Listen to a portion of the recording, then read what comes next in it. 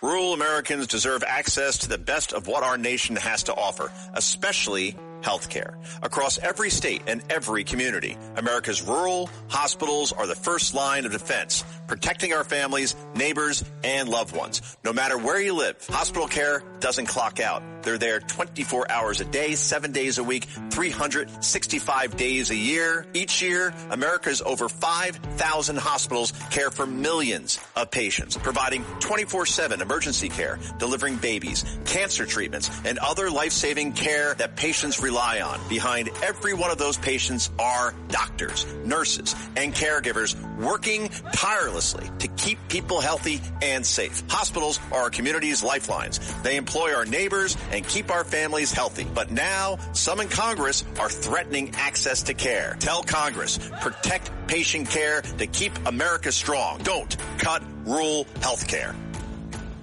Excuse me! Taxi! This is the 77 WABC minicast. And obviously the big story remains the weather, the snow on the East Coast, and particularly here in the New York tri-state area. How are you coping? How are you dealing with the situation? Dominic Carter here with you. The number to reach me live this hour. We really want to hear from you folks. 800 new callers in particular. 800-848-9222. Well, the mayor of New York City, Mamdani, says no New York City trash pickup for days as the city pivots to snow removal. I think that's a mistake, but that's the way Mamdani's handling it. This as New York City schools will reopen tomorrow for in-person learning, according to the mayor. Schools back in person Tuesday after the first actual snow day in years, while up to 2 feet of snow in some cases that is blankets the boroughs. Mamdani stating, I do have some tough news to share. School will be in person tomorrow. You can pelt me with snowballs when you see me. He jokingly, his message to children. A powerful ceremony at the White House just a short time ago. And White House Press Secretary Carolyn Levitt is furious, and rightfully so.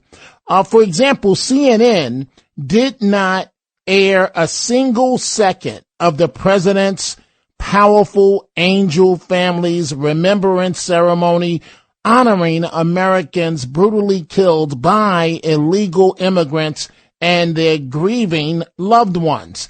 800-848-9222. Seems like the snow is stopping, but this is the way it was just a few hours ago. This from WABC TV. You know why you have to stay home? Because this was just plowed. I'm talking like minutes ago, and look at it already. We are talking, it is thick, and underneath it is wet. So when you've got this type of accumulation happening in a matter of minutes, this is why everyone's saying best to stay home. I hope that people can work remote, because if you can't, you're going to be looking at some whiteout conditions, and it is very dangerous because the wind is whipping, very low visibility, as Brittany has been saying all morning long. And President Trump at the White House commenting, as we know, it has made lots of headlines. Mamdani hired New Yorkers, and it's not a new plan. New Yorkers that want to shovel the snow. They increased the salary to up to almost $30 an hour because of this blizzard situation. Normally it's $19 an hour, but the big controversy is that it requires 2 forms of ID.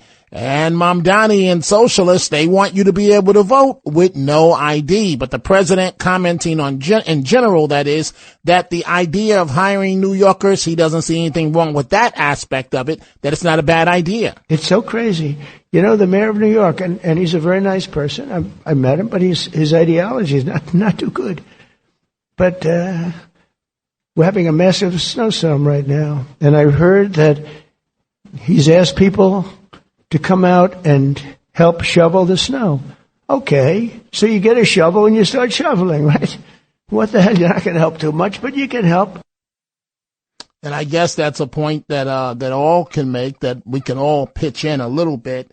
The good news, I guess, perhaps, is that the snow is soft. It's not hard, so it's not as difficult to shovel. Dominic Carter here with you, 800-848-9222. In a moment, I'm going to John, line 1, Staten Island. But Jano Lieber, the head of the MTA, the chair, giving Mamdani praise, if you will, on the city's improvements to bus stop areas, getting rid of the snow. And you folks can tell me if indeed this is the case. A shout out to the mayor and the sanitation team because I know they are prioritizing getting bus stops cleared, especially this time in light of some of the challenges with the last storm. So I think that's an area that the mayor, we're all learning from, and the mayor has made a special priority, and we and our customers really appreciate it. And so Governor Hochul, who declared a state of emergency,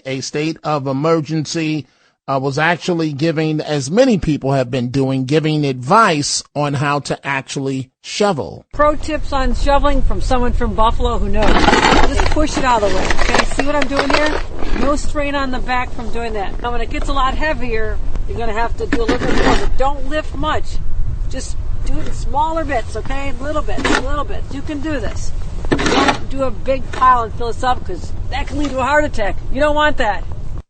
No, we don't, Governor. We'll get to President Trump's powerful Angel Families Remembrance ceremony at the White House in just a few minutes, honoring Americans brutally killed by illegal immigrants and their grieving loved ones. Rural Americans deserve access to the best of what our nation has to offer, especially health care. Across every state and every community, America's rural hospitals are the first line of defense, protecting our families, neighbors, and loved ones. No matter where you live, hospital care doesn't clock out. They're there 24 hours a day, 7 days a week, 365 days a year. Each year, America's over 5,000 hospitals care for millions of patients, providing 24/7 emergency care, delivering babies, cancer treatments, and other life-saving care that patients rely on. Behind every one of those patients are doctors, nurses, and caregivers working tirelessly to keep people healthy and safe. Hospitals are our community's lifelines. They employ our neighbors and keep our families healthy. But now, some in Congress are threatening access to care. Tell Congress, protect patient care to keep America strong. Don't cut rural health care.